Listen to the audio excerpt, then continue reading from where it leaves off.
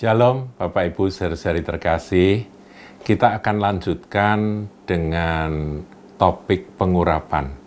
Kali ini kita akan membaca kisah di dalam Bilangan 11 ayatnya yang ke-24 dan seterusnya, yaitu tentang 70 orang tua-tua. Dari kisah ini, saudaraku, nanti kita akan belajar bahwa pengurapan Roh Kudus itu dapat diimpartasikan. Tapi di sini yang mengimpartasikan adalah Tuhan sendiri. Ini masih di Perjanjian Lama, saudaraku. Saya bacakan ayat 24. Judul perikopnya ke-70 orang tua-tua. Setelah Musa datang keluar, disampaikannya firman Tuhan itu kepada bangsa itu. Ia mengumpulkan 70 orang dari para tua-tua bangsa itu dan menyuruh mereka berdiri di sekeliling kemah. Lalu turunlah Tuhan dalam awan dan berbicara kepada Musa. Kemudian diambilnya sebagian dari roh yang hinggap padanya dan ditaruhnya atas ke-70 tua-tua itu. Nah, apa yang terjadi? Kalimat berikut katakan, ketika roh itu hinggap pada mereka, kepenuhanlah mereka seperti nabi. Mereka bukan nabi, tetapi ketika roh itu hinggap atas mereka, kepenuhanlah mereka seperti nabi. Tetapi sesudah itu tidak lagi, jadi hanya sesaat saja. Ayat 26, masih ada 2 orang tinggal di tempat perkemahan, yang seorang bernama Eldad, yang lain bernama Medad. Ketika roh itu hinggap pada mereka itu termasuk orang-orang yang dicatat tetapi tidak turut pergi ke kemah, maka kepenuhanlah mereka seperti nabi di tempat perkemahan. Bahkan ada orang yang secara fisik mereka tidak ngumpul dengan 70 orang itu. Dan orang itu masih tinggal di perkemahan, yaitu Eldad dan Medad. Nah, ketika mereka kepenuhan seperti nabi di tempat perkemahan, ayat 27, lalu berlarilah seorang muda memberitahukan kepada Musa, Eldad dan Medad kepenuhan seperti nabi di tempat perkemahan. Maka menjawablah Yosua bin Nun yang sejak mudanya menjadi abdi Musa. Tuanku Musa, cegahlah mereka. Karena apa? Menurut Yosua, mereka itu kepenuhan tapi tidak di dalam kelompok 70 orang yang dekat dengan Musa tadi. Kalau yang 70 itu, kan itu Tuhan yang memang membuat mereka kepenuhan sehingga mereka menjadi seperti nabi. Nggak tahu ya, saudaraku, dikatakan menjadi seperti nabi itu apakah mereka bernubuat saat itu, atau mereka bertingkah atau bereaksi seperti nabi-nabi pada waktu itu. Saya tidak tahu karena tidak dijelaskan. Tetapi yang pasti ketika laporan dari seorang pemuda itu kepada Yosua merasa bahwa ini di luar kelompok kami, begitu.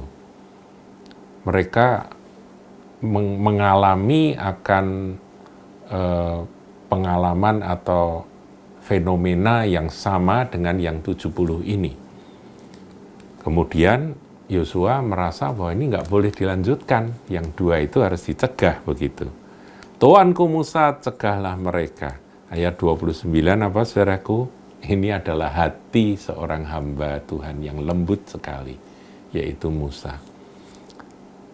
Tetapi Musa berkata kepadanya, apakah engkau begitu giat mendukung diriku?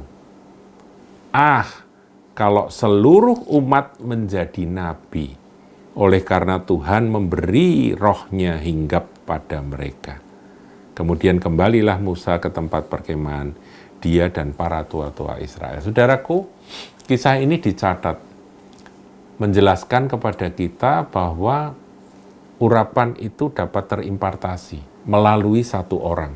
Satu orang yang diurapi yaitu Musa, ketika Musa mengundang 70 tua-tua itu terimpartasi. Tuhan sendiri yang membuat mereka mengalami pengalaman kenabian itu. Nah, kemudian kan tadi ceritakan Eldad dan Medad itu ada di luar, karena mereka diundang tapi mereka nggak datang, entah kenapa ya, kesibukan atau apa, mereka masih tinggal di kemah. Kemudian mereka juga mengalami hal yang sama.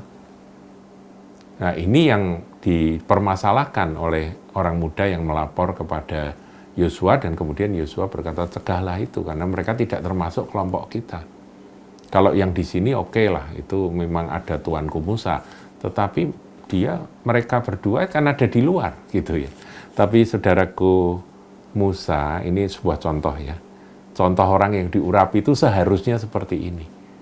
Dia rindu apa yang ada pada dirinya, apa yang Tuhan berikan pada dirinya, itu juga diberikan kepada seluruh bangsa. Itu adalah hatinya Musa. Jadi saudaraku, mengapa kok Tuhan itu mengistimewakan Musa dan dengan memberi urapan yang luar biasa? Karena memang hatinya luar biasa. Dia nggak ada keinginan untuk, wah ini urapan hanya eksklusif untuk diriku, karena aku orang istimewa, karena aku pemimpin, urapanku harus lebih dahsyat daripada yang lain. Nggak ada yang seperti itu dalam diri Musa. Musa itu hanya mikir yang penting, apa yang menjadi kehendak Tuhan dan menjadi rencana Allah itu tergenapi atas umatnya. Nama Tuhan dipermuliakan atas umatnya. Makanya kalimat itu keluar. Apakah engkau begitu giat mendukung diriku? Siapa aku ini? Musa mau berkata, ngapain kamu dukung aku? Aku ini cuma hamba. Sebetulnya dalam hati Musa, tulus dia berkata seperti ini, kalau seluruh umat menjadi nabi, itu kan ngenteng-ngentengin akan kerjaanku. Itu kan nanti bikin enak, seluruh umat menjadi seperti nabi, pelayanan akan merata, dan pesan Tuhan itu akan tersampaikan dengan cepat, karena semua menjadi nabi. Itulah hatinya Musa, saudaraku. Oleh karena Tuhan memberi rohnya hingga pada mereka. Jadi Musa tidak langsung berkata, oh yang tidak dekat-dekat dengan aku ini sesat. Itu enggak, saudara. Dia melihat kalau memang kepenuhan roh Tuhan itu, kepenuhan seperti nabi itu buahnya oke, ya itu berarti memang Tuhan punya mau. Bagaimana saudaraku kita bersikap dalam pelayanan? Kalau bisa semua dipenuhi roh Allah, itu indah sekali. Pekerjaan penginjilan, pekerjaan pelayanan di seluruh dunia ini akan cepat selesai kalau semua diurapi Tuhan. Biar itu menjadi sikap kita dan juga menjadi doa kita. Tuhan Yesus memberkati.